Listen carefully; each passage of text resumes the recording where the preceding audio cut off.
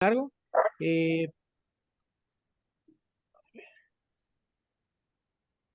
¿Todo bien? ¿Me siguen viendo? Sí, adelante. ¿Me escuchan bien y todo, verdad? Sí, perfecto. Ok, Ahorita perfecto, bueno, compartimos video de nosotros, pero puedes continuar. excelente. Ok, entonces me quise basar en las guías más recientes que salieron en el 2022, a finales de agosto. Entonces, estas guías son por parte de la Sociedad Europea de Cardiología y fueron validadas por la Sociedad Europea de Anestesiología y de Cuidados Críticos. La verdad es que tiene un contenido bastante extenso donde cada punto tiene secciones detalladas con el objetivo de poder abordar al paciente de una manera integral y desde todo el punto de vista fisiopatológico, cardiológico, etcétera, ¿no? Bueno, continuando con lo que es la magnitud del problema, pues se sabe que múltiples cirugías mayores hay en todo el mundo, ¿no? Aproximadamente más de 300 millones y el 50% de los adultos mayores a 45 años van a presentar factores cardiovasculares, los cuales se van a considerar de riesgo alto, medio, moderado, entre otros, ¿no? Y uno de cada 7 problemas van a ser de tipo cardíaco y las complicaciones que van a derivar de estas comorbilidades cardíacas después de la cirugía, pues casi siempre van a aludir a los 30 días, ¿no? Continuando con la introducción de esta guía, pues es que esto habla sobre las novedades, las recomendaciones que en el 2014 existían y las cuales fueron revisadas y algunas se mantuvieron iguales todavía, otras se modificaron y otras pues incluso se realizaron recomendaciones nuevas, ¿no? La verdad es que es algo complicado abarcar todo en su totalidad de esta y en esta sesión, pero pues haré énfasis en puntos importantes, ¿no? Comenzando, sabemos que a todo paciente cardiópata que va a ser intervenido o programado para una cirugía no cardíaca, casi siempre de forma electiva, pues hay que hacer una estratificación, una evaluación clínica del riesgo, ¿no? Previo a esto, pues obviamente una historia clínica, una anamnesis bastante detallada, valoraciones más a fondo si es que lo necesitan, entre otras cosas, ¿no? Entonces, el riesgo total de un paciente siempre va a estar determinado por la intersección del riesgo, que va a estar relacionado por la cirugía o y del riesgo cardiovascular propio del paciente. Entonces, ¿cuál es la intención de nosotros o nuestros esfuerzos como tal? Pues van a estar enfocados siempre a mitigar o a evitar este riesgo global y tratar de llevar este mismo siempre a la esquina inferior izquierda, ¿no? De este recuadro. Entonces aquí podemos apreciar que siempre se va a seguir manteniendo la misma clasificación en 3 categorías de riesgo, ¿no? Bajo, moderado o alto riesgo. El moderado también se considera como intermedio. Entonces, ¿qué es lo que va a estimar este riesgo? El riesgo cardiovascular de dos entidades, por ejemplo, un infarto, un accidente cerebrovascular y casi siempre complicación o morbimortalidad a los 30 días, ¿no? Ok, este, continuando con con esta presentación, dentro del riesgo relacionado de la cirugía, que va a depender del mismo y de las circunstancias en las que se va a dar el procedimiento. O sea, es decir, el tipo de la duración o si el paciente fue programado para una cirugía, si fue electiva o no, o si es una urgencia, ¿no? Lo que ya sabemos es más que obvio es que aquellas cirugías urgentes siempre van a conllevar mayor riesgo que las cirugías electivas, entre otras, ¿no? Entonces, siempre hay que buscar el momento idóneo para llevar a cabo una adecuada valoración y que el paciente entre en las mejores condiciones, ¿no? ¿Esto a qué se refiere? Pues a que nos demos siempre los tiempos uniformes para que para que cada procedimiento o cirugía a la cual va a ser intervenida el paciente, pues evitar mayores complicaciones, ¿no? Eh, Quise poner esta tabla porque es bastante importante y aquí, como título dice, es que nos estima el riesgo quirúrgico según el tipo de la cirugía o la intervención, ¿no? Acorde al riesgo bajo, que lo clasifica como un porcentaje menor a uno, o el riesgo intermedio, que es entre 1 al 5%, y hay un riesgo alto que incluye o abarca más del 5%. ¿ok? Entonces, esto es importante, como lo mencioné previamente, para detectar el momento idóneo del tipo de la cirugía, ya sea inmediata, urgente o de tiempo sensible o si es selectiva, ¿no? Aquí es a lo que se refiere el timing, ¿no? Este, algo El, nuevo de esta tabla de estimación del riesgo, pues fue la recategorización de algunas cirugías como las cirugías torácicas asistidas que podemos ver que están clasificadas como un riesgo bajo, ¿no? Un riesgo quirúrgico bajo. Otras son consideradas, bueno, que se reconsideraron para riesgo intermedio, pues fueron las cirugías como las endarterectomías o la colocación de los stents carotídeos y la otra cirugía que también es la misma, ¿no? Endarterectomía, pero siempre y cuando el paciente tenga sintomatología. Esto lo estoy recalcando por el hecho de que en las guías previas estaban clasificadas como un riesgo, este, intermedio, ¿no? Perdón, bajo. Bueno, continuando con el riesgo relacionado del paciente, en este algoritmo podemos ver el diagnóstico y el tratamiento antes de una cirugía no cardíaca. Valorar siempre si es posible, bueno, si es una urgencia o si es una cirugía electiva. En dado caso que sí sea una urgencia, pues aquí lamentablemente no podemos realizar una valoración a detalle, entonces necesita ingresar el paciente sí o sí. ¿Ok? Y el riesgo siempre puede reducirse, pero hay que valorar si es una urgencia o no. En dado caso de que no sea y sea una cirugía prioritaria, una cirugía electiva, obviamente pues ya continuar con lo que es la valoración y respecto al presente diagrama, pues a mayor edad obviamente es mayor el riesgo, ¿no? Aunado a los antecedentes no patológicos, sus comorbilidades o patologías crónico-degenerativas y o metabólicas, si es que están también en un adecuado control o no. Lo divide en tres rubros, como pacientes que son menores a 65 años o mayores a 65 años y pacientes que tienen ya enfermedad cardiovascular o antecedentes ya establecidos independientemente de la edad, ¿no? En pacientes menores a 65 años que sean asintomáticos, pues uno pensaría que son pacientes que no van a tener tanta alteración o tanta complicación, pero sí hay que prestar mucha atención por el hecho, más que nada si tienen antecedentes hereditarios, más que nada miocardiopatías o alguna valvulopatía. Esto por el hecho de que no hay que obviar, no solicitar estudios de laboratorio, estudios de gabinete previos para poder concretar una valoración anestésica eh, formal, ¿no? Con respecto a los pacientes mayores a 65 años que tengan o no factores de riesgos cardiovasculares, pues en dado caso que no tengan factores de riesgo cardiovasculares y sea una cirugía no cardíaca electiva, pues no hay que en realidad solicitarle gran cosa al paciente. Pasa cirugía sin ningún problema, pero en dado caso ya que el paciente entre en un riesgo intermedio o a un riesgo alto, sí hay que prestar mayor atención, hay que solicitar estudios de laboratorio. Aquí mencionan los biomarcadores y aparte pues su coagulograma, sus otros respectivos estudios para valorar función renal, función hepática, entre otros, y estudios de gabinete como el electrocardiograma. El electrocardiograma siempre va a ser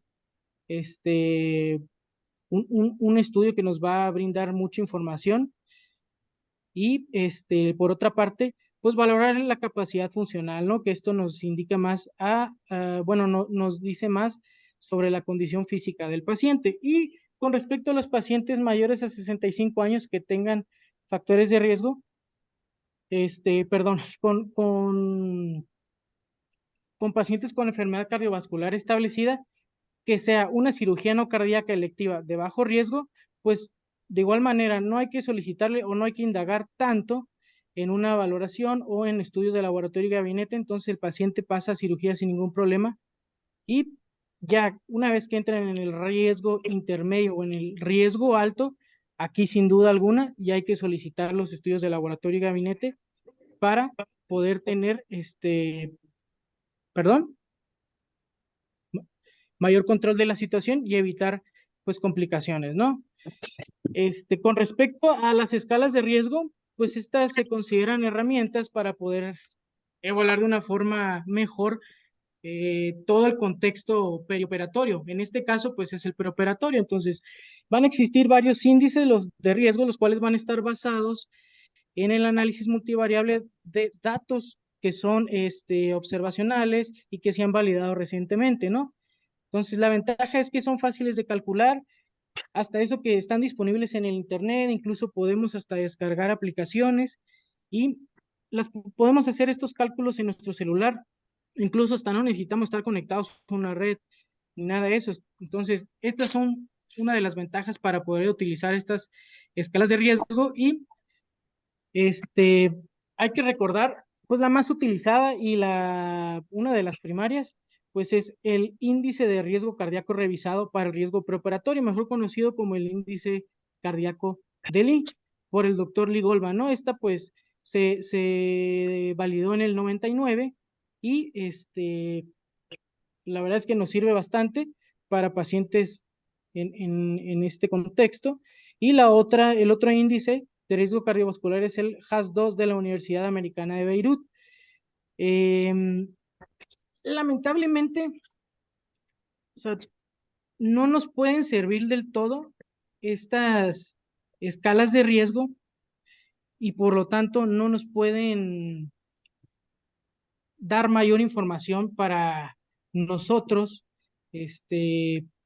predecir alguna complicación.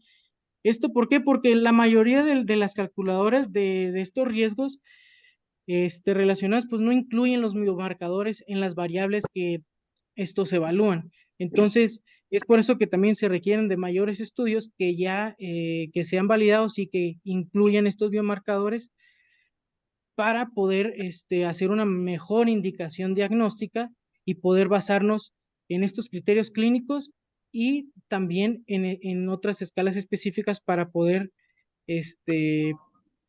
pues tener una escala de riesgo mucho más completa, ¿no? Continuando con las valoraciones, una también bastante utilizada y es demasiado importante es la capacidad funcional, ¿no? Entonces, sabemos que la capacidad funcional pues, va a estar determinada con base en los niveles de equivalentes metabólicos, mejor conocidos como los METs, ¿no? Entonces, ¿cómo lo vamos a valorar? Pues por medio de preguntas sencillas, diciéndole al paciente, pues si puede comer, trabajar, no sé, caminar, practicar algún deporte y con base en esto, pues indagar en que si el paciente se cansa o no, dependiendo en los METs de los cuales esté alcanzando o esté logrando, ¿no? Para poderlo clasificar de una forma mejor la capacidad funcional del paciente. ¿Existe otra clasificación aparte de los METs? Speech, drowsiness, and memory issues. It also cures get in the box ¿Sí? issues. I'm claustrophobic. Since my dad held Podrían me apagar el... Ya los muteé, Ah, puede listo, ya. continuar. Sí, existe el otro índice que también es algo reciente que lo estemos utilizando, conocido como DASI, que es el índice de estado de actividad de Duke, que como podemos apreciar, pues prácticamente valora las mismas actividades que contienen lo que son los METs, pero esta también, pues como es más reciente, pues de igual manera, o sea, una no es mayor que la otra, se pueden utilizar cualquiera de los dos sin ningún problema. Continuando con la valoración preoperatoria, ya dentro de la solicitud de los estudios de gabinete, pues es importante siempre solicitar el electrocardiograma de 12 derivaciones. Este siempre va a ser un instrumento ampliamente disponible, en todos lados está, pues es de fácil acceso, se dispone de él y aparte nos va a permitir evaluar de una forma más cuantitativa el riesgo cardíaco, ¿no? Por ejemplo, si algún electrocardiograma presenta alteraciones, no sé, en la onda T, algo que nos dé o que sea sugestivo ya de un infarto viejo, un infarto miocárdico previo, para poder también detectar de una forma indirecta enfermedades cardiovasculares sin hacer su diagnóstico todavía previamente. con otros estudios de gabinete, también detectar si el paciente tiene fibrilación auricular de novo, de reciente inicio, o si ya está bien establecida. La otra, alguna alteración en el ritmo cardíaco, como los bloqueos, entre otras patologías, ¿no? Y pues también muy importante, si está presentando, ¿no?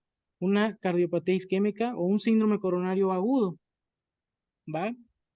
Entonces, las guías recomiendan que el electrocardiograma siempre se debe de realizar en pacientes que entren en el rubro del riesgo intermedio o alto, pero de igual manera, o sea, independientemente que tengan enfermedad cardiovascular o antecedentes o no, o sean pacientes jóvenes, la verdad es que siempre es bueno realizarlo y nos puede brindar mucha información y podemos evitar complicaciones. Entonces, hay que recordar, son guías nada más y siempre hay que individualizar al paciente para valorar si requiere o no algún estudio de laboratorio o de gabinete. Bueno, continuando con otros estudios que se solicitan, que son bastante importantes, son los biomarcadores. ¿A qué biomarcadores me refiero? Pues, más que nada a lo que son las troponinas ultrasensibles, ya sea de tipo I o de tipo T, dependiendo el hospital, dependiendo si se tiene la disponibilidad de poder procesar estos biomarcadores, y el otro pues son los péptidos natriuréticos o el NT-proBNP. Aquí, como pueden apreciar, ahí están los valores normales y con base en estos valores ya nosotros podemos apreciar si el paciente o no está presentando alguna alteración a nivel estructural, o sea, del corazón o alguna alteración miocárdica, ¿no? Todo esto va a depender si el paciente tenga enfermedad cardiovascular o no. No, como también podemos apreciar, no siempre lo solicitamos estos de cajón para tener un valor basal de los biomarcadores. Entonces, aquí las guías recomiendan, pues sí, que sí hay que solicitarlos, pero antes de la cirugía, ¿no? Como una valoración preoperatoria, aunado a los otros estudios de laboratorio y de gabinete.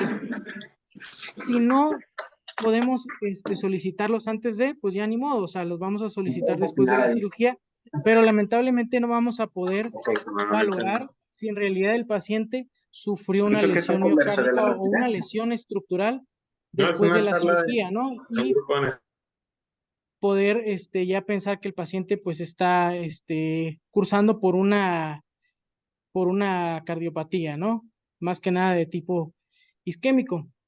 Entonces, ¿cómo lo recomienda la guía? Para pacientes con enfermedad cardiovascular ya conocida, con factores de riesgo cardiovasculares, incluida la edad que sea mayor a 65 años, ya sea que tenga síntomas o signos indicativos, pues sí se va a recomendar la solicitud de las troponinas ultrasensibles y del BNP, ¿ok? De preferencia, como lo mencioné, antes de la cirugía no cardíaca, de forma electiva, para tener un valor basal, y después 24 a 48 horas después de la cirugía, ¿ok? Bueno, continuando con con la valoración y después de las valoraciones que nosotros realizamos, también es importante conocer trastornos que son potencialmente serios, ¿no? Hay que evaluar estos trastornos porque son algo comunes. Dentro de estos son la cardiopatía isquémica, la insuficiencia cardíaca y la inestabilidad eléctrica. Con respecto a la cardiopatía isquémica, ojo, no es lo mismo que un infarto, ¿no? Porque eh, eh, el infarto siempre es en el momento agudo, cuando se está presentando, ¿ok? A diferencia de la cardiopatía isquémica, pues es cuando ya el paciente ya tiene el diagnóstico como tal, no sé, que ya fue intervenido de una coronariografía, si le colocaron stents coronarios o no, si ya presenta alguna alteración en el electrocardiograma, como presencias en las ondas Hooke, que ya lo vimos en las diapositivas previas, o ya de plano que está con algún manejo farmacológico a base de anticoagulantes, betabloqueadores, entre otros, ¿no? Con respecto a la insuficiencia cardíaca, pues recordar que puede ser secundaria a valvulopatías o a cardiopatías congénitas. Y respecto a la inestabilidad eléctrica, que esto alude más que nada a los trastornos del ritmo, a la de ritmo que son importantes, a las arritmias, y esto puede llevar a alguna alteración tanto de la función sistólica y diastólica y conllevar pues la inestabilidad hemodinámica, ¿no? Y como un breve repaso de fisiopatología de la isquemia cardíaca, saber que esta puede ser reversible o irreversible. Siempre va a depender si es de un síndrome coronario agudo o si se está presentando ya de una forma crónica, ¿no? Hay que recordar también que la célula miocárdica, desde el punto de vista mecánico, siempre va a tener dos funciones: la contracción, la contracción y la relajación, ¿no? Que sería el inotropismo y el lucitrofismo. Y para llevar a cabo esta función, pues es de un metabolismo aeróbico, ¿ok? Para que se pueda presentar la isquemia cardíaca, también hay que saber que es multifactorial, ¿no? Independientemente de la causa, va a producir un cambio siempre de ser un metabolismo aeróbico a un metabolismo anaerobio en la célula miocárdica. Y esto, pues, va a depender siempre del oxígeno, ¿no? Y pues aquí tengo una imagen representativa para poder entender un poco mejor la fisiopatología de la isquemia cardíaca. Bueno, continuando con la cardiopatía isquémica, en las guías pues nos lo refieren como síndrome coronario agudo o un síndrome coronario crónico.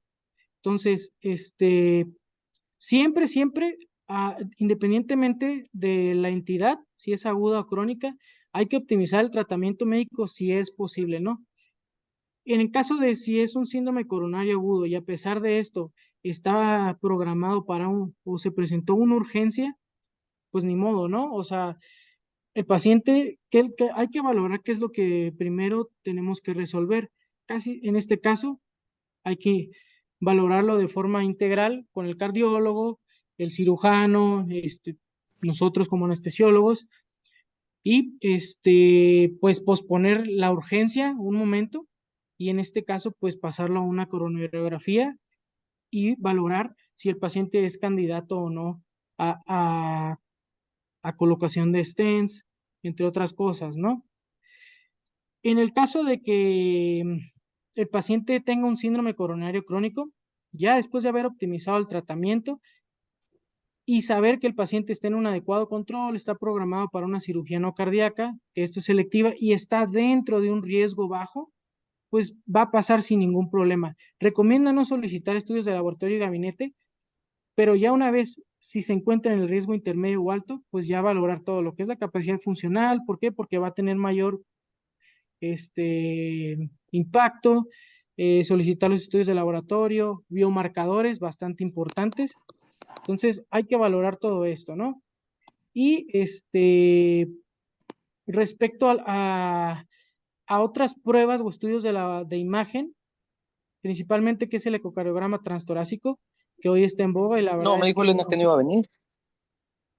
O sea, ya la verdad estaba es que nos avisada sirve que... bastante y nos brinda mucha información a nivel estructural, y existen otras pruebas de imagen que pueden llevarse a cabo con estrés o sin estrés, ¿no? Esto recalcar que es acorde a los pacientes que están en un riesgo intermedio o en un riesgo alto, ¿va? Entonces, si es paciente con un síndrome coronario crónico y le solicitamos unas troponinas o un BNP o algún otro biomarcador y vemos que sí tiene alteración como un valor basal, entonces aguas, ¿no? Hay que sopesar todo el riesgo y si es posible, pues aplazar la cirugía electiva o la cirugía programada y pues obviamente pasarlo a una coronografía y valorar si el paciente sí es candidato a un abordaje coronario. Bueno, continuando, pues hasta el momento con la poca información que he expuesto, pues ya podemos ir diseñando un plan anestésico, y para esto también es importante recordar algo de la anatomía y de la fisiología cardíaca, ¿no? Para poder mantener una idea de lo que en realidad nos vamos a enfrentar, o sea, de cómo se va a comportar nuestro paciente ante varios factores, tales como la posición quirúrgica, no sé, la respuesta a la administración de volumen o a fármacos vasopresores, ionotrópicos, entre otras causas, ¿no? Entonces, quise poner la curva o el bucle que alude a lo que es la relación de la presión-volumen de la función del ventrículo izquierdo. Entonces, esta curva pues va a resumir prácticamente las variables hemodinámicas, ¿no? De presión y volumen, donde podemos apreciar aquí con la letra A que esta va a ser siempre la presión al comienzo de la diástole. Después el trayecto entre el A y el B, ya una vez que llega acá, va a ser la presión al final de la diástole y el trazo entre, bueno, si el trazo entre el A y el B, que alude a lo que es el lusitropismo, esta pues se va a considerar lo que es la evolución de la presión del ventrículo durante el llenado ventricular, ¿no? Por eso es que se va a considerar como lusitropismo. Y Ah, s- ah, perdón. Y bueno, vemos que la letra C esta va a ser la presión al inicio de la eyección y esta se va a considerar como un subrogante de la poscarga y el trazo de el B y el C va a ser el inicio, perdón, va a corresponder a lo que es la contracción isovolumétrica. ¿Ok? Con la letra D vemos que esta es la presión al final de la sístole. ¿Ok?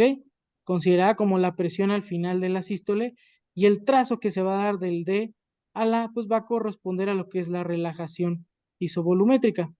Entonces, podemos apreciar aquí en el área interior del bucle, que este va a corresponder a lo que es el producto de la presión que se va a desarrollar para poder expulsar ese volumen y esto se va a considerar como el trabajo cardíaco externo. Y por otra parte, el área de la izquierda, que es del bucle, de este bucle, perdón, pues va a corresponder a lo que es el trabajo interno del ventrículo, es decir, todo el esfuerzo que va a realizar durante la contracción isovolumétrica y aquí lo podemos apreciar como esta pendiente que se va a interponer con la letra D, ¿no? Todo esto es para poder entender un poco mejor lo que es la función sistólica del ventrículo izquierdo, ya que es bastante importante en la entidad de la insuficiencia cardíaca, porque es un factor de riesgo que ya está bien establecido en lo que es la mortalidad posoperatoria, más que nada a los 30 días. Que claro, pues todo esto va a depender de que si el paciente tiene insuficiencia cardíaca, de FEBI preservada, o si esta FEBI o fracción de eyección del ventrículo izquierdo, pues va a estar reducida, ¿no? Todo esto va de la mano. Y pues para poder valorar mucho mejor toda esta función del ventrículo izquierdo, y no solo del ventrículo izquierdo, ¿no? También toda la estructura cardíaca, pues está el ecocardiograma transtorácico, que hoy en día es una herramienta bastante utilizada, es demasiado de sumo apoyo y nunca hay que confiar, no siempre, no hay que obviar porque ya tenemos un ecocardiograma, no indagar en la historia clínica, porque siempre la clínica manda, ¿no? Hay que tener mucho énfasis en eso, o sea, a pesar de que ya tengamos esta tecnología, no hay que obviar y hacer siempre una historia clínica detallada, ¿no? Entonces, el ecocardiograma transtorácico siempre se va a recomendar en los pacientes que tengan una capacidad funcional baja o con concentraciones altas de biomarcadores. ¿Por qué? Porque esto ya nos va a indicar que hay un daño estructural. ¿Y cómo lo vamos a visualizar? Mucho mejor, ¿no? Con la ultrasonografía cardíaca. Más que nada en pacientes con la capacidad funcional baja y el hecho de realizar este estudio, pues obviamente pues va a tener un impacto en el descenso de la mortalidad. ¿Ok? Entonces siempre se debe de considerar el ecocardiograma en los pacientes en los cuales se sospecha de enfermedad cardiovascular, que sea nueva o que ya tenga signos o síntomas, aunque sean indefinidos estos, ¿no? Antes de la cirugía no cardíaca. Y bueno, a grosso modo, pues aquí tenemos unas proyecciones ecocardiográficas de la anatomía cardíaca normal, ¿no? Las más utilizadas, pues podemos apreciar en la parte superior, que es una proyección a nivel subcostal o subsifoidea, y podemos visualizar cuatro cámaras, ¿no? Vemos aquí que es la aurícula, las aurículas, la derecha, la izquierda, y abajo, bueno, de este lado los ventrículos, derecho y el izquierdo. Acá podemos visualizar que es otro eje apical, pero vemos que ya es 5 cámaras. ¿Por qué 5 cámaras? Porque podemos apreciar aquí ya la apertura de la válvula aórtica, ¿no? Existe otra proyección también en la cual, pues, para poder visualizar mucho mejor el tracto de salida del ventrículo izquierdo, del ventrículo derecho, valorar si tiene insuficiencia o no, si tiene estenosis como tal o no. ¿Ok? ¿Por qué les proyecto esto? Porque esto nos puede brindar mucha información para la entidad de insuficiencia cardíaca y cómo se va a presentar esto, pues por medio de las valvulopatías. Entonces hay que recordar que estas pueden ser adquiridas o congénitas y hay que ver si el paciente es sintomático o asintomático a pesar de que presente o ya padezca de alguna valvulopatía. Hay que valorar también el tipo de procedimiento al que va a ser sometido o programado y el riesgo en el cual se encuentra, ya sea bajo, intermedio o alto. Como siempre, ¿cómo nos vamos a preparar? Ya una vez haciendo un abordaje integral y siempre de cajón llevar a cabo un monitoreo tipo 1, ¿no? O el monitoreo no invasivo, que es el que ya tenemos, ¿no? La presión arterial no invasiva, la pulsioximetría, entre otros. Ya en caso de que pues, el paciente requiera anestesia general, pues otro monitoreo que nos puede ayudar bastante, la capnografía, la capnometría, entre otros. Y hay que valorar la técnica anestésica a la cual el paciente es candidato o no, y si se le, y ya sea una sedación, una anestesia general o anestesia regional, ¿no? En este caso, pues de tipo neuroaxial, o la otra, pues un bloqueo periférico. Todo esto va a depender de la cirugía a la que sea programada, ¿no? Por otra parte, también hay que valorar lo que es monitoreo mínimamente invasivo, ¿no? Aquí les puse una imagen en la cual pues nos da un ejemplo o nos brinda un ejemplo de lo que es las patrones hemodinámicos con sus respectivos valores por medio de una línea arterial, ¿no? Periférica, y esto pues se considera un monitoreo mínimamente invasivo, ya que esto también nos va a brindar, nos va a ayudar bastante para valorar el gasto cardíaco, la función sistólica, entre otros, ¿no? Y ya entrando en materia con lo que son las valvulopatías, de la que más se presenta o la que más es común, pues es la estenosis aórtica, ¿no? Siempre hay que valorar el riesgo-beneficio, ¿no? Como todo, ver si el paciente está en un tratamiento óptimo y previo a esto, pues si se solicitan estudios de laboratorio y gabinete y si se encuentran con ellos. De ahí vamos a brincarnos en que el paciente es sintomático o asintomático, ¿no? Siempre esto va a depender del grado de estenosis porque esto nos va a ayudar bastante para saber si el paciente pues, va a presentar síntomas o no. Pero en ocasiones puede haber que se puede presentar que el paciente tenga una estenosis crítica o una estenosis grave y el paciente pueda estar asintomático. ¿Ok? Entonces, recordar los valores normales que son de 2.6 a 3.5 centímetros cuadrados del área valvular aórtica, ¿no? Y con respecto a esta guía, pues en pacientes sintomáticos con estenosis aórtica grave, considerada como menor a 1 centímetro cuadrado, y que estén programados para una cirugía no cardíaca, una cirugía electiva de riesgo intermedio o alto, siempre va a estar indicado realizar antes una revascularización quirúrgica o en su defecto, si el paciente es candidato, pues a la colocación de un implante percutáneo de la válvula aórtica, mejor conocido como una TAVI.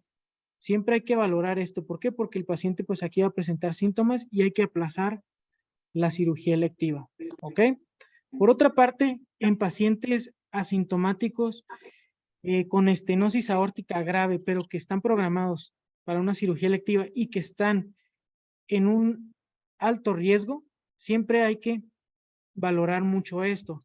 De preferencia, interconsultar pues al cardiólogo intervencionista para valorar con el equipo quirúrgico, el cirujano, nosotros como anestesiólogos también, la posibilidad de realizar primero una revascularización o una valvuloplastía, ¿no?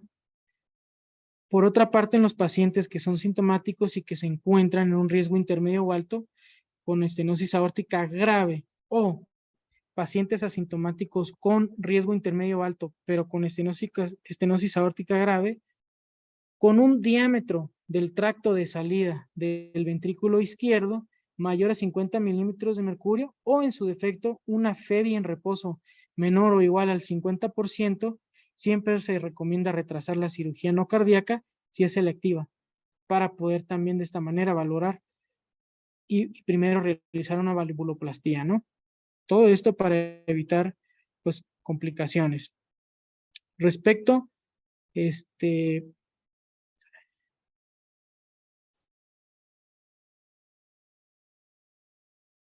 se trabó. Ok. Continuando con la estenosis aórtica, pues existe una serie de eventos fisiopatológicos en el que hay que recordar que primero se va a dar un aumento en la carga de la presión, que esta va a ser dada o impuesta por el grado de la estenosis, ¿no? Entonces, ¿qué va a pasar con ese ventrículo? Pues va a incrementar su masa muscular, va a incrementar su fuerza de contracción. ¿Y cómo lo va a hacer? Pues por medio de una hipertrofia concéntrica que se va a considerar como compensatoria, ¿no? Para poder vencer esa resistencia que se está generando por la estenosis.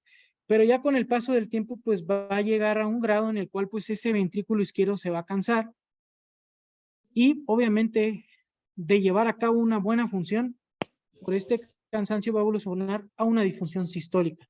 Y también se puede acompañar de una disfunción diastólica, pero primero va a ser una disfunción sistólica. Entonces, por otra parte, pues hay que prestar es importante prestar atención al reporte que nos va a dar el ecocardiograma, más que nada para la gravedad de la estenosis aórtica por medio del gradiente medio, que esto es bastante importante y se considera que va a tener más impacto y que es más con un alto porcentaje de complicaciones, que tenga un gradiente de presión media de estenosis aórtica mayor a 50 milímetros de mercurio. De consideraciones anestésicas respecto a la estenosis aórtica mitral, como se los mencioné, siempre es importante prepararnos y colocar una línea arterial, de preferencia que sea antes de la inducción, ¿no? ¿Y esto para qué? Para poder tener un mejor control de la presión. También, si colocamos un monitoreo mínimamente invasivo, pues llevar todo este manejo anestésico guiado por metas hemodinámicas, las cuales pues siempre se debe de mantener una frecuencia cardíaca normal, de preferencia que sea lenta. Esto para que pueda ayudar a que el llenado diastólico sea adecuado. Si se puede mantener el ritmo sinusal, en caso de que el paciente ya tenga una fibrilación auricular o alguna otra alteración del ritmo, pues ni modo, o sea, no vamos a poder corregirlo como tal, o bueno, no corregirlo, sino dejar que ya no, bueno, pacientes que tengan ya una fibrilación auricular establecida, pues ¿qué es lo que podemos hacer? Solamente aquí controlar el ritmo nada más, que no se altere que no aumente la frecuencia y obviamente pues que no condicione inestabilidad hemodinámica.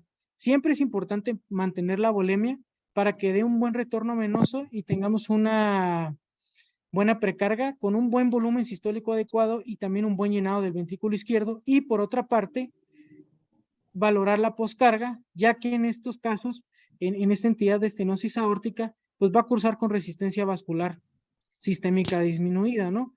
Aunado a esto y a la técnica anestésica que nosotros vamos a administrar, pues obviamente también podemos provocar un descenso de la presión arterial diastólica y esto también pues va a repercutir en lo que es la perfusión coronaria y va a desencadenar una isquemia miocárdica. Entonces, por tal motivo es importante siempre mantener una tensión arterial sistólica mayor a 100 milímetros de mercurio, una presión arterial media mayor a 70 milímetros de mercurio o ambas dentro del 20% del valor inicial, ¿no? O de los valores basales.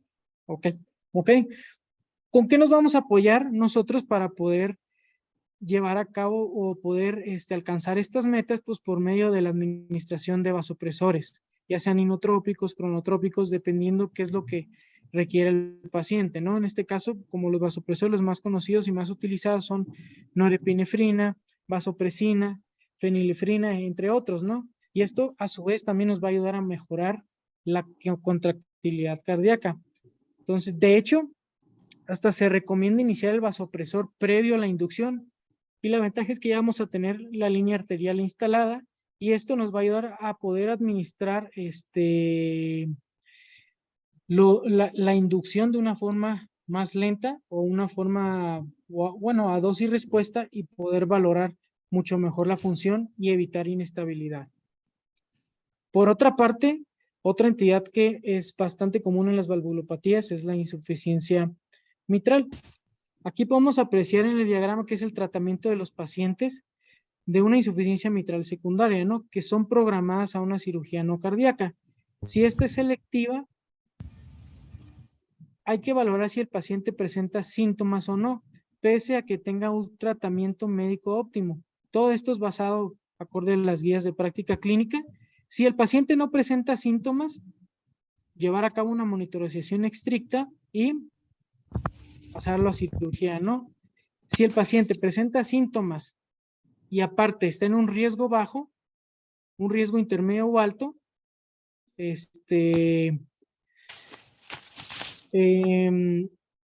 perdón. Sí, síntomas, perdón, si está en un riesgo intermedio o bajo, no se recomienda realizar procedimientos adicionales, pero ya si está en un riesgo intermedio alto o un riesgo intermedio, pero un riesgo intermedio o alto, siempre hay que valorar bueno, dar pauta al tratamiento a seguir, ¿no? Hay que decidir siempre la instalación del tratamiento específico. Entonces, ¿qué es lo que nos recomienda para pacientes con insuficiencia mitral primaria, sintomática grave o asintomática con disfunción del ventrículo izquierdo? Es decir, un diámetro telesistólico del ventrículo izquierdo mayor a 40 milímetros o una FEBI menor o igual a 60%, siempre hay que considerar la intervención valvular quirúrgica o ya sea intervención percutánea vía transcatéter. Esto antes de la cirugía, ¿no? Entonces, aplazar la cirugía, si es selectiva o no. Y también hay que valorar si se dispone del tiempo suficiente. Bueno, respecto a la fisiopatología, pues en etapas iniciales de la insuficiencia mitral, hay que saber que la presión al final de la diástole del ventrículo izquierdo siempre va a ser relativamente normal, ¿no? Digo relativamente porque se va generando un cambio adaptativo, lo cual va a condicionar a una hipertrofia concéntrica, perdón, una hipertrofia, pero aquí es de tipo excéntrica, la cual también se va a considerar como compensatoria, ¿no? Es por eso es que la FEBI puede ser normal o supranormal, por eso es que menciona que es mayor o igual al 60%, ¿ok? Ya con el paso del tiempo, pues va a llegar un punto en el que la hipertrofia excéntrica pues no va a poder preservar la función del ventrículo izquierdo y pues esta función sistólica pues obviamente se va a ver muy alterada y el flujo retrógrado que se va a ir condicionando pues también va a condicionar alteración de la aurícula izquierda por el flujo retrógrado que se va a ir dando, ¿no? Conforme pase el tiempo. Entonces, también hay que valorar la técnica anestésica, aunque aquí sí se pueden recomendar cualquiera de las técnicas anestésicas, ya sea anestesia general o anestesia neuroaxial, a diferencia de la estenosis aórtica, que aquí la anestesia neuroaxial pues sí está contraindicada, ¿no? Dependiendo también del grado de estenosis. Aquí en la insuficiencia aórtica podemos utilizar cualquier técnica anestésica y de igual manera pues tenemos que llevar a cabo nuestro manejo anestésico dirigido a metas hemodinámicas. Mantener una frecuencia cardíaca normal, que esté en ritmo sinusal, mencionaba también que una frecuencia cardíaca normal alta, ¿no? Esto para poder ayudar a reducir lo que es el tiempo diastólico y poder eyectar de una forma mejor pues ese volumen, ¿no? También es importante el aumento y el mantenimiento de la precarga para poder garantizar un volumen sistólico adecuado, y también de igual manera nos vamos a apoyar con el manejo de la poscarga en su descenso para poder disminuir el volumen que está regurgitando y de esta manera poder aumentar la perfusión sistémica. A su vez, hay que apoyarnos de los inotrópicos o de los vasopresores para mejorar esta contractilidad, ¿no? Hay que colocar una línea arterial antes de la inducción, y pues todo esto nos va a ayudar bastante. Y como monitoreo invasivo, también recomendaba la colocación del acceso venoso central para poder medir lo que es la presión venosa central, o en su defecto, pues si se cuenta con este dispositivo, que es el catéter de flotación pulmonar o el catéter de Swan-Ganz, también poder colocarlo para tener un mejor monitoreo invasivo, ¿no? Y esto pues va a estar indicado en los pacientes que presentan pues disfunción del ventrículo izquierdo o ya en su defecto pues hipertensión arterial pulmonar. Con respecto a otras entidades que también son bastante comunes que se presenten en los pacientes cardiópatas, pues es la fibrilación auricular, ¿no? La presencia de esta siempre se puede acompañar de una entidad quirúrgica aguda, es decir, está en fibrilación auricular, aunque esté estable, pero el paciente presentó una cirugía urgente, ¿ok? Lo ideal siempre es no retrasar la cirugía, ¿no? Excepto cuando la arritmia ya sea potencialmente mortal, ni modo, ya hay que pasarlo, y ya en el trans pues hay que valorar cómo lo vamos a resolver, ¿ok? Se va a presentar esto en distintas condiciones clínicas, y es importante también valorar si las podemos corregir al momento, ¿no? Por diversos trastornos, principalmente pues electrolíticos, algún desequilibrio en el estado ácido-base, o el paciente si está hipovolémico, si está en una cirugía mayor, si el paciente tiene una hemorragia, o entre otras causas, ¿no? Y como recomendación, pues para pacientes con FA y que tengan inestabilidad hemodinámica aguda y estén programadas para una cirugía no cardíaca, siempre se va a recomendar lo que es la cardioversión eléctrica urgente, ¿no? ¿Por qué? Porque el paciente ya presenta una inestabilidad hemodinámica. Por otra parte, también mencionaba que, o también se puede recomendar lo que es la miodarona. Ojo, hay que tener extremo cuidado porque esto también nos puede inestabilizar más al paciente, ¿ok? Pero, pues si ya estamos en el quirófano, ya lo tenemos bastante controlado, tenemos todo el apoyo, ya corregimos las causas, pues adelante, ¿no? Hay que administrar la miodarona también para poder controlar este ritmo y mejorar la función, ¿ok? Continuando con otras alteraciones del ritmo con las que más nos presentamos, aparte de la taquicardia sinusal, que esta pues hay que ver también del por qué se está presentando, ¿no? Respecto a la taquicardia sinusal, pues puede ser casi siempre va a ser estable, y hay que valorar si el paciente se está despertando, si no está en un adecuado plano anestésico, si el paciente tiene dolor, o también pues hay que valorar si el paciente está en una entidad de tipo choque séptico, y pues obviamente esta taquicardia sinusal pues va a ser efecto de la respuesta inflamatoria sistémica, ¿no? Entonces, el motivo por el cual quise poner esta tabla es porque indaga más que nada en lo que es la taquicardia supraventricular, ya sea sintomática o que presente inestabilidad hemodinámica, ¿ok? Entonces, para pacientes con taquicardia supraventricular que esté controlada y que estén medicados, siempre va a ser recomendado mantener la administración de antiarrítmicos que ya tienen de base, ¿ok? Y de ahí pues ya va a poder pasar al paciente a la cirugía sin ningún problema. Ahora, ¿qué va a pasar cuando se nos presenta esta taquicardia ventricular en el transquirúrgico? Pues, hay que considerar siempre lo que son las maniobras vagales. Si el paciente no responde ante estas maniobras vagales, hay que valorar la administración de adenosina. ¿Ok? Pues ya sabemos la dosis inicial 6 miligramos, seguida de una dosis de 12 miligramos. Y en dado caso que no mejore, también se pueden recomendar los betabloqueadores, como esmolol, labetalol. Betabloqueadores más que nada que sean de acción corta, o también calcioantagonistas como verapamilo. Si el paciente no responde ante todas estas maniobras, pues ya está indicado lo que es la cardioversión eléctrica, independientemente de la estabilidad o inestabilidad cardíaca. ¿Ok? En el otro rubro, si el paciente presenta una taquicardia ventricular y desconocemos la causa, pero sabemos que el paciente ya tiene alguna alteración estructural y sabemos que a pesar de tener esta alteración estructural, en la valoración previa nosotros detectamos y comprobamos o justificamos que tenía una adecuada función. De igual manera, también se recomiendan lo que son las maniobras vagales y aquí vemos que no está recomendada lo que es la administración de adenosina. Casi siempre vamos a optar por los betabloqueadores o calcioantagonistas como el verapamilo y ya si no responde ante esto, pues administrar la cardioversión eléctrica. ¿Ok? Respecto a la taquicardia ventricular, que tenga una enfermedad estructural cardíaca, siempre valorar el tratamiento de la cardiopatía subyacente y de igual manera, pues la administración de betabloqueadores.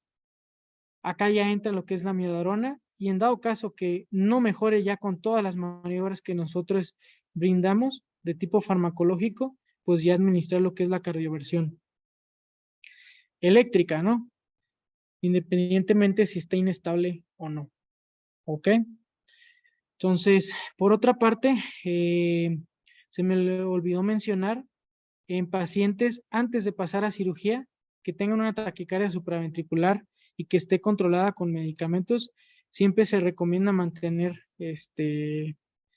considerar lo que es la ablación cardíaca, ¿no? Esto ya se valora en conjunto con el cardiólogo intervencionista o el cardiólogo electrofisiólogo y demás, ¿no?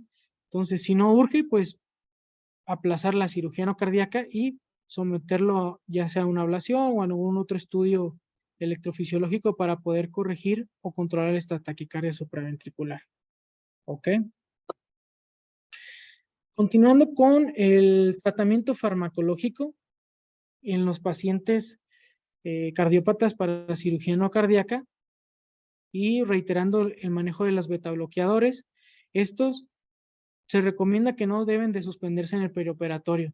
Para todos los pacientes que los estén tomando o estén con administración de estos, no hay que suspenderlos. Siempre hay que continuarlos en el trans y también en el posoperatorio. Y esto pues tiene bastantes ventajas porque nos va a ayudar a minimizar la presencia de una taquicardia y en su defecto pues obviamente va a disminuir el riesgo de incidencia de una isquemia miocárdica. ¿Por qué? Porque si los llegamos a suspender, pues se va a relacionar un aumento en la mortalidad, ¿no? Y más que nada, que está comprobado a las 48 horas posteriores de una cirugía no cardíaca. Entonces, otra de las ventajas del tratamiento farmacológico con los beta bloqueadores es que va a haber una menor necesidad de usar vasopresores durante el transquirúrgico y obviamente si el paciente va a requerir de manejo o continuar vigilancia o manejo estrecho, ya sea en unidad de terapia intermedia o terapia intensiva, pues esto también nos va a ayudar a disminuir su estancia en esta, ¿no?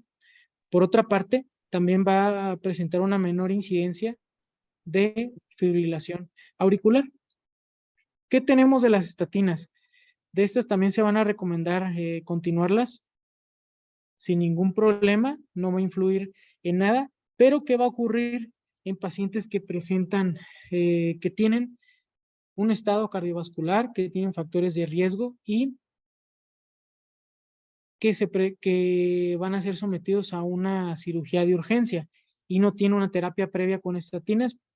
Lo ideal es iniciarlo lo antes posible, después de la cirugía, sin duda alguna. ¿Ok? Entonces, con respecto a los pacientes que tienen alteración miocárdica o insuficiencia cardíaca, siempre se debe de considerar la suspensión de los YECAs y también de los inhibidores del sistema renina-angiotensina, ¿no? O de los ARA2 para poder prevenir pues una hipotensión perioperatoria. ¿Ok? Por otra parte, los pacientes que reciben tratamiento con diurético para la hipertensión, siempre hay que considerar la interrupción temporal de los diuréticos. Esto cuando esté paciente programado para una cirugía no cardíaca de una forma electiva, ¿no? Todo esto para evitar complicaciones. Antes de continuar con el manejo o el tratamiento farmacológico con antiagregantes de manera oral, siempre hay que valorar el riesgo hemorrágico, depende o según el tipo de la cirugía no cardíaca. Por mencionar algunas, se va a clasificar como un riesgo hemorrágico ya sea bajo, muy bajo, bajo, o que tenga mayor impacto, ¿no? O un riesgo hemorrágico alto. Por mencionar algunas, pues pacientes que van a ser sometidos a cirugías de endoscopía o cirugías dentales o de endodoncia, entre otras. En el riesgo hemorrágico bajo, pues cirugías abdominales, una colecistectomía por laparoscopía, una cirugía ortopédica mayor, ya sea una artroscopía de pie, mano o de hombro también. Y ya en el riesgo hemorrágico alto, pues incluyen las cirugías ortopédicas mayores, de cadera, cirugías plásticas reconstructivas, cirugías torácicas, las vasculares, entre otras. Entonces, con respecto al tratamiento de los antiagregantes orales, después de haber valorado el riesgo de sangrado sobre el riesgo cardíaco, y si no hay riesgo hemorrágico elevado, pues hay que ver esto. Si el riesgo hemorrágico es alto y es relacionado con la cirugía no cardíaca, entonces ver también su riesgo trombótico. ¿A esto a qué se refiere? O esto alude a pacientes con cardiopatía isquémica, porque son básicamente los pacientes que están recibiendo esta terapia, ¿no? Ya conocida como con la aspirina, clopidogrel, entre otros. Entonces, va a presentar un riesgo trombótico alto si el paciente fue intervenido de coronariografía percutánea menor a un mes, o si presentó un síndrome coronario agudo menor a 3 meses, entonces van a presentar un riesgo de trombosis alto, incluso riesgo de trombosis del stent, ¿no? ¿Ok? Entonces, para pacientes con una intervención coronaria percutánea ya previa, siempre se va a recomendar continuar con el tratamiento perioperatorio con el ácido acetil salicílico o la aspirina, ¿no? No hay necesidad de poder suspenderla.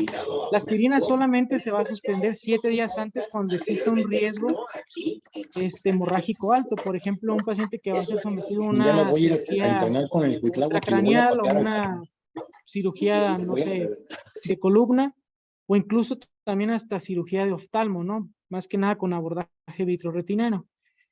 Entonces, estas son las entidades en las cuales pues sí se recomienda suspender la aspirina 7 días previos a la cirugía.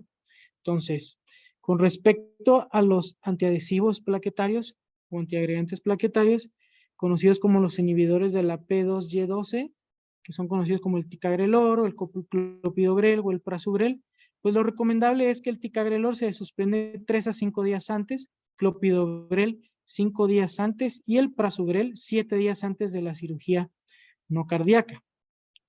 ¿Ok?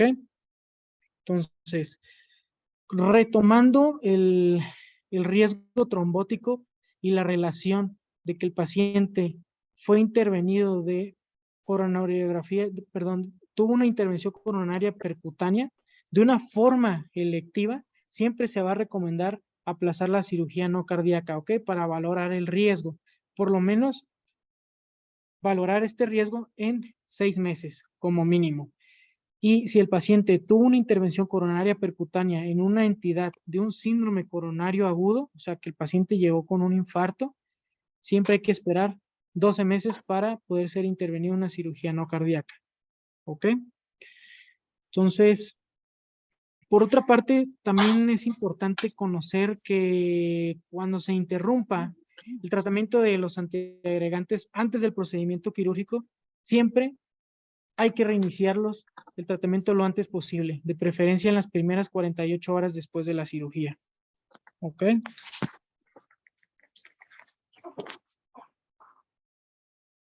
Bueno, respecto a los anticoagulantes orales, pues ya los ya conocidos, los antagonistas de la vitamina K, como la warfarina, la cenocumarina, o los nuevos anticoagulantes orales, ya conocidos como el apixaban, rivaroxaban o el dabigatran, perdón. Entonces, hay que valorar el riesgo hemorrágico, si es alto o no. En dado caso que este riesgo hemorrágico no sea alto, se recomienda no suspenderlos. ¿Ok? Perdón, se recomienda de inmediato suspender el tratamiento con los anticoagulantes orales que son nuevos o los antagonistas de la vitamina K, siempre y cuando la intervención quirúrgica sea urgente.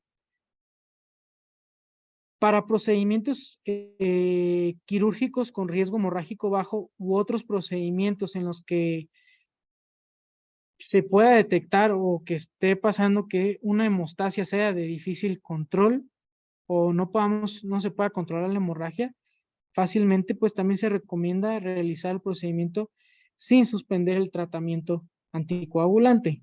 ¿Ok? Pacientes con válvulas mecánicas, pues se conoce que son tratados con anticoagulantes orales antagonistas de la vitamina K y como la recomendación de clase 2A, sí se recomienda hacer una terapia puente. ¿Ok? Por otra parte, también es dado que se administre heparina no fraccionada para terapia puente, pero en este caso lo más recomendable es que se utilice la heparina de bajo peso molecular como alternativa, siempre y cuando se disponga de ella, ¿no? Más que nada en los pacientes que ya tienen válvulas cardíacas de tipo mecánico y también que el riesgo quirúrgico sea alto. Para pacientes tratados con anticoagulantes orales nuevos, pues también se va a recomendar que los procedimientos con menor riesgo de sangrado siempre se realicen con los niveles mínimos del fármaco. O sea, ¿esto qué quiere decir? Pues hay que suspenderlos, ¿no? Mínimo unas 12 a 24 horas y ya después poder pasar al paciente a la cirugía no cardíaca de una forma electiva. Otra condición bastante importante y que se nos presenta pues es la anemia, ¿no? Entonces, dejando al lado pues todas las causas relacionadas con la disfunción de la médula ósea, la mayor parte de las anemias se pueden corregir en un periodo de 2 a 4 semanas. ¿Ok? Entonces, prepararnos de una forma adecuada y optimizar esta hemoglobina para que el paciente entre en las mejores condiciones, pero no siempre se va a poder. O sea, si el paciente requiere o está en una urgencia y requiere pasar a cirugía de inmediato, pues ni modo, o sea, ya sobre la marcha en el transquirúrgico, pues hay que valorar la corrección de la hemoglobina, ¿no? Entonces, es importante siempre determinar la hemoglobina preoperatoria en los pacientes programados para cirugía no cardíaca, esto para poder reducir la necesidad de transfusión sanguínea durante la cirugía, ¿ok? Si nosotros estimamos que el paciente va a ser sometido a en una cirugía no cardíaca electiva, a una pérdida mayor de sanguínea mayor a 500 mililitros, pues hay que valorar lo que es la transfusión. Hay otras opciones, dentro de las cuales pues es el uso de células recuperadas lavadas, o en otro caso también utilizar un recuperador celular como tal, ¿no? También, en caso de presentarse una hemorragia mayor, siempre hay que considerar el ácido tranexámico, sin duda alguna, ¿ok? Entonces, otra oportunidad en este manejo, pues hay que considerar el uso de sistemas cerrados de recolección de sangre arterial para poder evitar pues la pérdida sanguínea. Y bueno, concluyendo con la sesión del paciente cardiópata para cirugía no cardíaca, pues puse esta imagen o esta imagen representativa en la cual pues nos indica lo que son los mandamientos, por así decirlo, o los puntos importantes a evaluar en los pacientes para estas entidades, ¿no? Siempre recordar la valoración preoperatoria, una historia clínica detallada, valorar todos los factores o riesgos cardiovasculares, si el paciente presenta síntomas o no, toda la historia médica propia o hereditaria. Por otra parte, pues solicitar los estudios de laboratorio y gabinete pertinentes y que vayan guiados a nuestra terapia y a nuestro manejo anestésico para poder reducir todas las morbilidades, ¿no? Hay que también modificar lo que son factores de riesgo, en este caso, pues, tabaquismo, etilismo y demás. Como lo mencioné previamente, tratar la anemia de diferentes opciones y siempre llevar a cabo un tratamiento específico en pacientes o enfermedades cardiovasculares acorde a lo que nos está recomendando la guía. Y también es importante individualizar el caso. ¿Ok?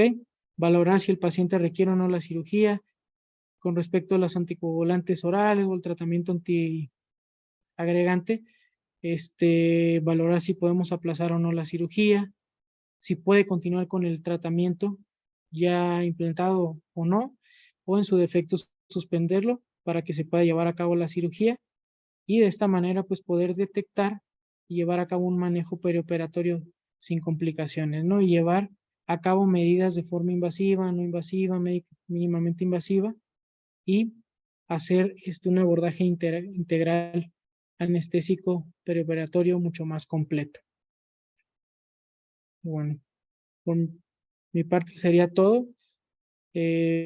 Como les mencioné en un inicio, pues me quise basar en las guías publicadas en el 2022, que son las guías europeas, porque son las más recientes, ¿no? Entonces, para el tiempo, pues sí es algo bastante, bueno, es algo reducido el tiempo para poder abarcar todas las entidades, las condiciones, los riesgos. Entonces, espero haya sido de utilidad esta sesión y podamos implementar un mejor manejo anestésico en nuestra práctica clínica diaria.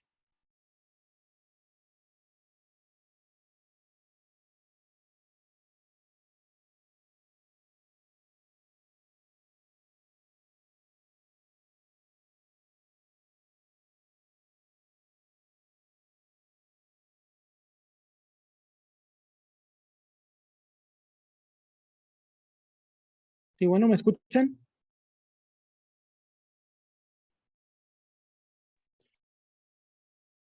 Sí.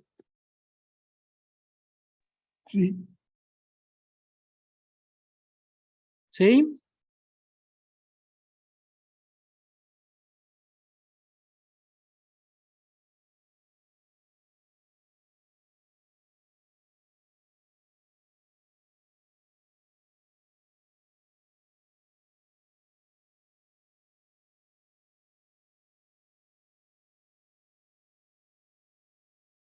Doctor, ¿Sí?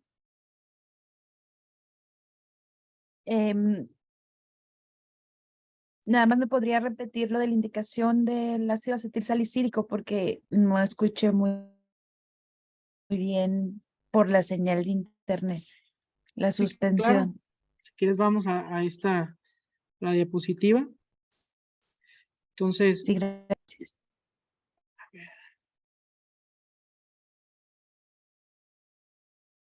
como siempre, ¿no? Valorar. Doctor, por aquí también tenemos una pregunta. Dígame. Si quieren, primero vamos con la del... Contestó, ya la contestó.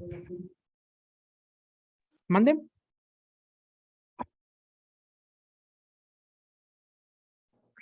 Buenas noches, doctor. Mi Buenas pregunta noches. es, ¿la buprenorfina, considera usted que es un buen opioide para este tipo de pacientes? Claro que sí.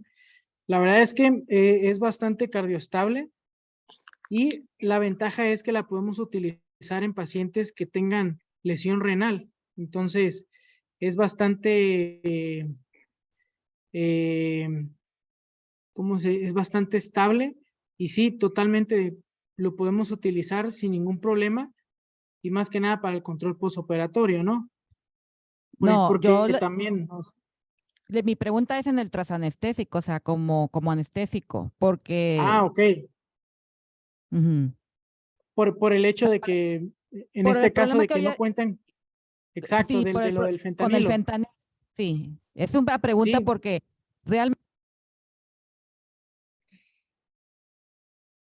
sí, bueno, Sí, doctor, sí lo escuchamos. allá. Sí, sí la podemos utilizar, pero la desventaja es que no nos va a brindar una buena analgesia como el fentanilo. Entonces, también el inicio de acción, pues es bastante, no es el mismo que el del fentanilo. Entonces, o sea, sí lo pueden utilizar, pero también hay que apoyarnos con otros fármacos para poder potenciar su efecto, ya sea también administración de, por ejemplo, lidocaína en infusión continua, o la otra también dexmedetomidina, para poder disminuir el requerimiento del opioide, en este caso la buprenorfina, y poder potenciar su efecto. Pero sí está indicado en estos pacientes. o sea, en el transanestésico como una urgencia, un paciente una laparotomía, le pongo buprenorfina. Si tuviese gilocaína en infusión, si tuviese Dexmed también se lo podría aplicar. Claro, claro. Sí, o sea, si no cuentas con fentanilo, pues ni modo. O sea, la verdad es hay que administrar los fármacos que tenemos disponibles y si no se cuenta con nada más, pues o sea, de no administrarle nada de eso, pues es mejor, ¿no? Le vamos a dar mayor beneficio, aunque no es el que nosotros esperemos, ¿no? Pero sí está indicado. Sí nos podemos apoyar bastante de eso y agregar otros medicamentos que puedan potenciar su efecto. Ok, muchas gracias, doctor. De nada. A ver, aquí en el chat.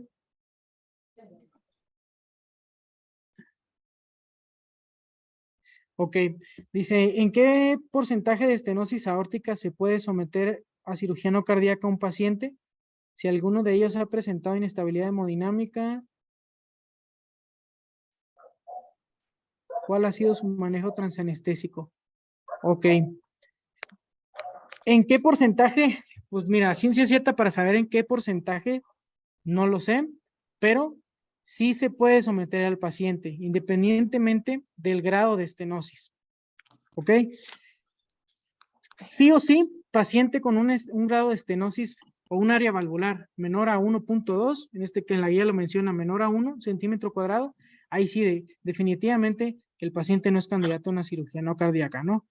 Pero si el paciente tiene un grado leve o moderado de estenosis aórtica y el paciente está asintomático, sí puede pasar a la cirugía no cardíaca sin ningún problema.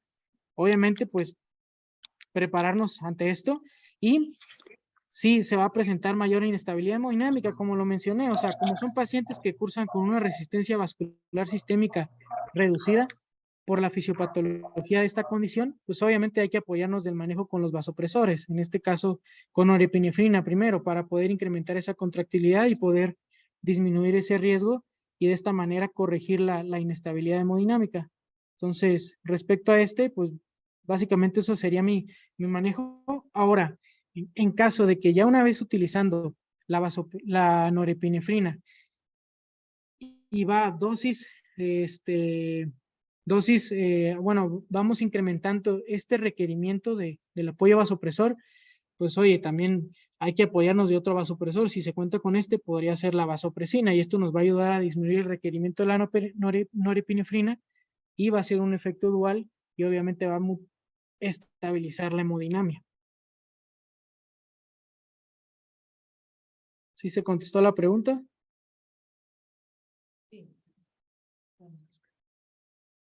Doctor, buenas noches. Buenas noches. Doctor, las pacientes con valvulopatía mitral que están embarazadas, ¿cuál sería la conducta a seguir si es que están con anticoagulantes, ya que en muchas de ellas vamos a administrar anestesia regional quizá, Exacto. y cuyas pérdidas de volumen son mayores de 500 mililitros normalmente, volumen Así es. hemático? Así es. Bueno, ¿qué condiciones? La verdad es que si están bajo tratamiento con anticoagulante orales, pues hay que siempre valorar si podemos aplazar un momento más la cirugía para que pueda pasar más el efecto de ese fármaco, ¿no? O sea, La intención aquí es que tenga menor dosis circulando de ese fármaco para poder evitar mayor riesgo de complicaciones, en este caso mayor riesgo de hemorragia. Ahora, ¿qué podemos hacer también? Terapia puente. En lugar de utilizar heparina no fraccionada, pues también administrarle heparina de bajo peso molecular. Pero, como mencionaste un punto importante, si no queremos optar por una anestesia general, pues obviamente lo ideal va a ser una anestesia neuroaxial. También hay que valorar si podemos o no. Todo esto dependiendo en el tiempo de la suspensión de este tratamiento, ya sea antiagregante o anticoagulante, para poder administrar una anestesia neuroaxial, ya sea en una dosis única o también poder dejar un catéter epidural. Hay que valorarlo todo, siempre con respecto a los tiempos y efecto farmacológico. Pero Ok, gracias. si no podemos aplazar la cirugía, mejor no hay que arriesgarnos, sí hay que dar anestesia general, sin duda alguna. Pues muchas gracias, doctor. Creo que ya no tenemos más preguntas en el chat. No sé si el doctor Hugo por ahí se quiera conectar con nosotros para emitir algún comentario al doctor. ¿Estás conectado, doctor Hugo? Creo que salió. Bueno, si no, pues de igual manera, doctor, te agradecemos enormemente tu disposición, el verter nuestros conocimientos hacia nuestros colegiados para que en la manera de lo posible hacer uso de este conocimiento con nuestros pacientes. Muchísimas gracias y por ahí te vamos a hacer llegar de manera electrónica el reconocimiento de esta plática hacia nosotros, el Colegio de Anestesiólogos de Matamoros. Muchas gracias y pasen buenas noches a todos. Muchísimas gracias a ustedes por Hasta su tiempo luego. y disposición. Hasta luego. Hasta luego.